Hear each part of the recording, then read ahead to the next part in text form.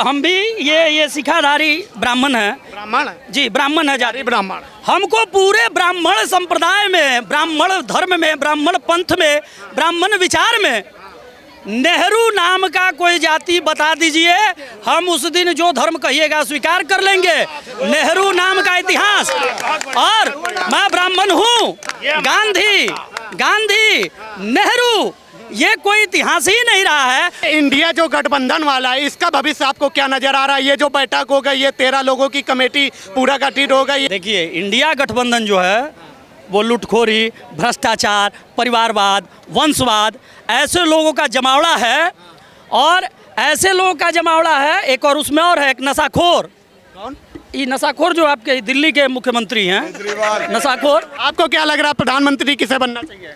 बनना क्या चाहिए, इसमें ना लगता है ना लगना है मोदी जी। कहीं कोई बनाया हुआ है मोदी जी, ये सोचना ही नहीं है। अब केजरीवाल की बात कीजिए, 3 दिन पहले आता है कि शरद पवार को जेल भेज दीजिए, और 3 दिन बाद उसी शरद पवार के साथ बैठ के बिस्कुट और मलाई खा रहे हैं। कह रहे मजबूरी है ना ये, मतलब कि मोदी जी की तानाशाही के खिलाफ लड़ना है तो सबको एकजुट होना पड़ेगा। नहीं, ये मजबूरी कैसे? अगर हमको ये चंद्रशेखर आज़ाद, भगत सिंह, राजगुरु, बटुकेश्वर दत्त उस समय इस मजबूरी को अगर देखते तो अंग्रेजों के सामने सरेंडर कर देते।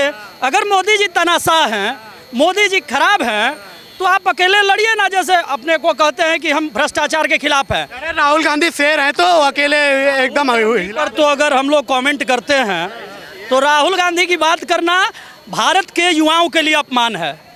भारत के युवाओं के लिए अपमान का विषय है। किसकी बात कर? राहुल गांधी की बात करना अपमान है। नहीं, राहुल गांधी ना युवा है, ना बुजुर्ग है, ना बच्चे हैं। उनकी मानसिक आयु जो है वो एक 3 साल के बच्चे से भी कम है। जैसे मानसिक आयु में 3 साल का बच्चा लॉलीपॉप के लिए रूठ जाता है, तो लॉलीपॉप के लिए अब रूठ नहीं रहा, अब लॉलीपॉप बांट दे रहा। अब 4 बरस हो गया है उनका जो मानसिक एज है, 4 बरस हो गया। मुझे पूरा विश्वास है देश की जनता के ऊपर कि इस बार जिताएंगे इंडिया गठबंधन। नहीं, इंडिया गठबंधन को नहीं जिताएंगे। पहले तो गठबंधन का नाम इंडिया रख देने से आपने बोतल का नाम बदल दिया, तो बोतल ताड़ी से वो ब्लेंडर प्राइड थोड़े हो जाएगा। बस बोतल का नाम बदल सुधर जाओ, इस बार मौका है 24 का। इस बार अपना मतलब कि दिमाग प्रयोग करके वोट दे दो और मोदी को हटा दो, नहीं तो ये देश बहुत पीछे चला जाएगा और मतलब कि पूरा मोदी जी कब्जा कर लेंगे देश। नहीं, क्यों सुधरे? इसलिए सुधरे कि यूक्रेन और रसिया 6 घंटा सीज फायर कर देता है भारत के झंडा के सामने। अब इसके लिए हम सुधर जाएं। लाल चौक पे झंडा फहरा, वहाँ चांद पे हम लोग अपना इसरो और भारत का सत्यमेव जयते का टैग लगा, इसके लिए सुधर जाए। इसके लिए सुधरे कि ग्लोबल मीट जो होने जा रहा है, G20 का ग्लोबल मीट होने जा रहा है, उसके लिए सुधर जाए कि हिंदुस्तान में कुछ ना हो। मोदी जी ने जो सम्मान दिला, पहले तो वो देहाती औरत कहा भारत के प्रधानमंत्री को, मनमोहन सिंह जी को, वो नवाज शरीफ धक्का मार के निकल जाता था भारत के प्रधानमंत्री को। आज भारत का प्रधानमंत्री, जिस पूरे दुनिया के लोग जिसे हमेशा कहते थे योर एक्सीलेंसी, और भारत के प्रधानमंत्री ने खुले मंच से कहा कि Barack is my friend. America के राष्ट्रपति को नाम से बुलाना, यह भारत के स्वाभिमान को दर्शाता है। भारत के एक एक व्यक्ति का जो आत्मसम्मान बढ़ा पूरी दुनिया के अंदर। वो ऑस्ट्रेलिया गए तो वहाँ बॉस कहता है, फिर एक जगह कहाँ गए थे, किसी पोपगनिया, वहाँ पैर छूता है। और एक व्यक्ति जब पहले भारत के प्रधानमंत्री जाते, मैं अटल जी की बात करता हूँ, तो अटल जी भी सूट पैंट पहन के जाते हैं। भारतीय संस्कृति की पहचान पजामा कुर्ता है। ये सब दिखावा है मोदी जी का। नहीं, तो ये मोदी जी का दिखावा का। जब यहाँ के नेताओं का पैंट कुर्ता उतरवा के चेक किया जाता था उस दिन अच्छा था। यहीं के बड़े बड़े नेताओं का पैंट कुर्ता उतरवा के अमेरिका में चेक किया गया। वही अमेरिका जो इन कांग्रेसियों के कहने पे मोदी जी का वीजा रोका था, वही अमेरिका मोदी जी का पलक पावड़े बिछाए इंतजार कर रहा है। तो आज मोदी जी खराब हो गए। मोदी जी ने अपने पूरे कार्यकाल में गुजरात में एक भी दंगा नहीं होने दिया, तो मोदी जी सांप्रदायिक है। वही गोधरा वाला कह रहा है अभी भी आरोपियों को छोड़ चुके हैं मोदी जी, बिल्किस बानो के आरोपियों।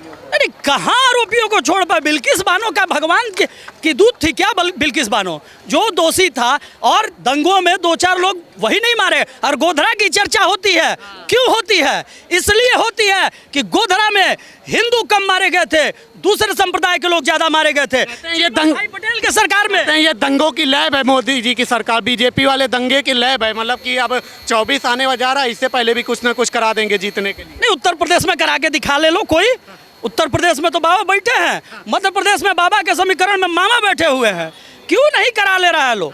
और वही बिहार में रामनवमी के दंगों पर हमला कराया जा रहा है, सरकार प्रायोजित, सरकार द्वारा कराया जाए। चूंकि नीतीश कुमार का मानसिक आयु समाप्त हो गया है, वो भूल गए हैं। उनसे अगर पूछा जाता है कि पटना में लाठीचार्ज हुई तो पूछते हैं कब हुआ। अभी चंद्रयान वाला पूरा वायरल हुआ है कि जब उनसे चंद्रयान के बारे में पूछा जाता है तो मीडिया से ही सवाल करते हैं क्या हुआ। रहने वाले आप कहाँ के हैं? हम बिहार के रहने वाले, बिहार के? पटना के बगल में बक्सर एक जगह पड़ता है, वहीं के हैं। लालू जी तो आज बोले हैं कि मोदी को हटा के दम लेंगे। एक किडनी पर चल रहे हैं लालू जी। अरे ऐसा नहीं, हम लोग के लिए बहुत अच्छा किए हैं। बिहार को बर्बाद करने का काम, बिहार के गौरव को मिट्टी में मिलाने का काम लालू यादव ने किया था। बिहार के आम जनता, गरीब जनता के जमीनों को लूट के उनके साले और लालू यादव ने पूरे पटना में बिल्डिंग बनाने का काम किया और जमीन के नाम पे जमीन लेके नौकरी देने का काम लालू यादव ने किया। और अब उनकी बहू और तेजस्वी यादव जी उप मुख्यमंत्री जी इसके मास्टरमाइंड नए बने हुए हैं। और नीतीश कुमार जी जो जीरो टॉलरेंस की नीति भ्रष्टाचार के प्रति रखते थे, वही चार्ज सीटेड उप मुख्यमंत्री को बचाने के लिए पिछले दिनों पटना में शिक्षकों को पिटवाएं, आंगनबाड़ी सेविकाओं को पिटवाएं, बाद में बीजेपी के कार्यकर्ता गए उनको भी पिटवाएं। अच्छा, या नीतीश या लालू को प्रधानमंत्री बना दिया जाए तो? अच्छा, आप देखिए, सबसे बड़ी बात है कि मीडिया के आप बंधु हैं, आप पूरा समाज देखते हैं, ये सब हंसी मजाक का विषय है। मैंने प्रधानमंत्री नरेंद्र मोदी की तुलना में कोई है क्या खड़ा? राहुल और नीतीश नहीं है? अरे महाराज, जिसको ये गिलगित से लेके और भुज से लेकर गुवाहाटी तक, गिलगित से लेकर कन्याकुमारी तक इतना बड़ा क्षेत्र है, जिसको बिहार में पटना में क्या हो रहा है नहीं मालूम है, वो पूरा हिंदुस्तान संभालेगा। अब भारत में कश्मीर की बात नहीं हो रही है, भारत में दिल्ली की बात नहीं हो रही है, भारत में बात हो रही है पीओके की। आज मुरादाबाद और बलूचिस्तान का प्रधानमंत्री हिंदुस्तान से अपेक्षा रखता है और वहाँ की जनता नरेंद्र मोदी जिंदाबाद के नारे लगा रही है। तो ऐसे नीतीश कुमार और अब हमारे यहाँ क्या तो जन्माष्टमी की छुट्टी नहीं होगी, लेकिन उसी दिन चहल्लुम की छुट्टी आप कराएंगे। तो यही तो कह रहे हैं कि इस देश में मतलब कि बीजेपी ने जो है नफरत फैला रखी है, अल्पसंख्यक बड़ा डरा हुआ है। लालू यादव ने आज कहा है, कह रहे हैं बहुत डरा के रखा है मोदी जी ने। पहले तो इन लोग को अल्पसंख्यक का मतलब है जो दाढ़ी बढ़ाता है, टोपी रखता है। अरे अल्पसंख्यक में ईसाई भी है, वो पारसी भी है, अल्पसंख्यक में हमारे सिख बंधु भी है। अरे उनकी भी चिंता कीजिए। आप खाली टोपी और दाढ़ी वालों को जिनकी बात करते हैं, और टोपी दाढ़ी वाला भी तो खड़ा है आप लोगों के सामने, कई लोग ऐसे बयान देते हैं, आप लोग के चैनलों में देखे हम कि टोपी दाढ़ी वाला कहता है कि मोदी और जोगी। डर के मारे बोलते हैं, लेकिन बहुत परेशान कर रखा है, बिल्कुल मतलब कि कमर तोड़ दी है, बोल नहीं पा रहा है शिल्पा। अच्छा, दंगा होगा तो जो तलवारें चलेंगी, जो हथियारें चलेंगी, वो पूछेंगे थोड़े कि तुम हिंदू हो कि तुम मुसलमान हो, वो तो जिसका तलवार जिसको लगा गया। लेकिन मोदी जी और जोगी जी के राज में कोई दंगा नहीं हुआ। जो दंगा हुए वो कांग्रेस के राज्यों में हो रहे हैं। तो ये इंडिया जो गठबंधन वाला है, इसका भविष्य आपको क्या नजर आ रहा है? ये जो बैठक हो गई, ये 13 लोगों की कमेटी पूरा गठित हो गई है, आप कह रहे हैं कि अब सब देखते जाओ मोदी को हरा देंगे, मतलब कि तानाशाही खत्म हो। देखिए, चुनाव से पहले अच्छा 303 है भाजपा का, अभी जो नीति 330 चलेगा तो अभी 303 बचा है। 303 में 6 लोग हैं लोक जनशक्ति पार्टी के, 6 और एक सांसद लेके हैं।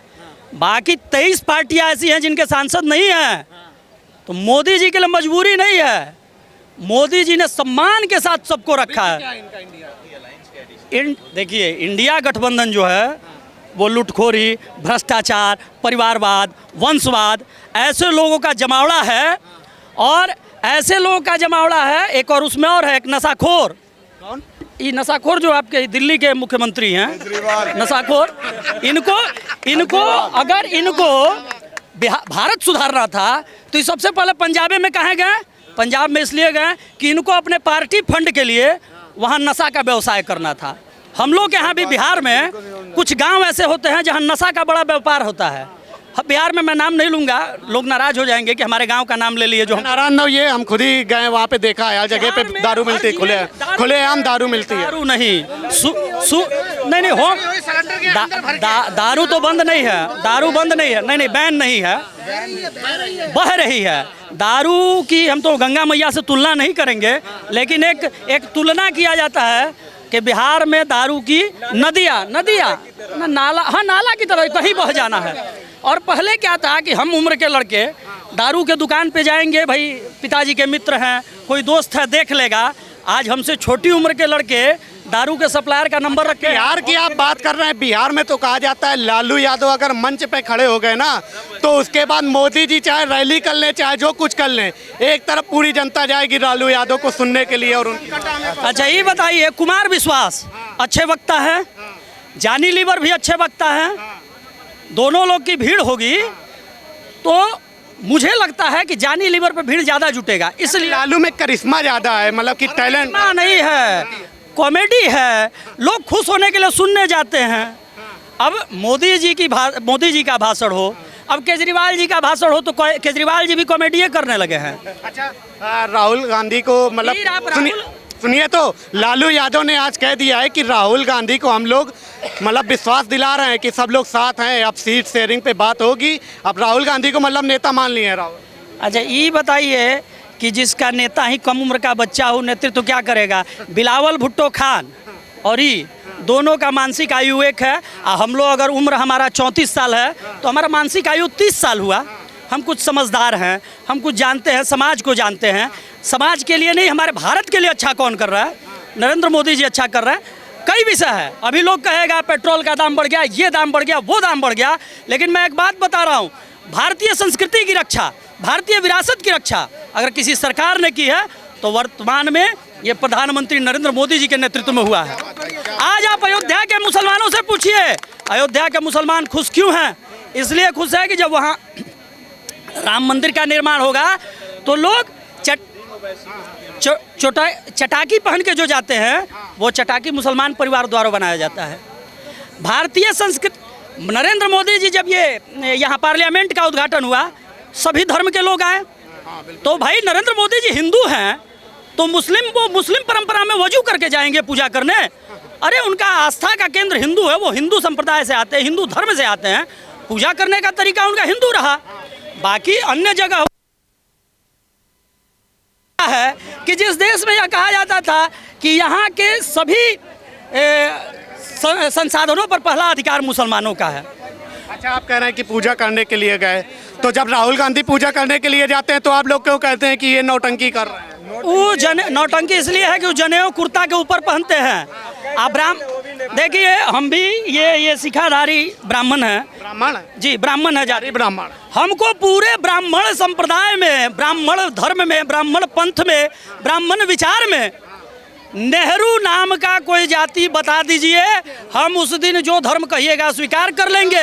नेहरू नाम का इतिहास, और मैं ब्राह्मण हूँ, गांधी नेहरू ये कोई इतिहास ही नहीं रहा है। और जो नेहरू लिखते हैं अपने किताब में कि आज़ादी के समय 1947 से 1900 उस कालखंड में उनके दादाजी दिल्ली के कोतवाल हुआ करते थे। ये जो नेहरू गांधी पे सवाल उठाते हैं ये सब गोडसे की विचारधारा वाले हैं। पर गोडसे गलत थे क्या?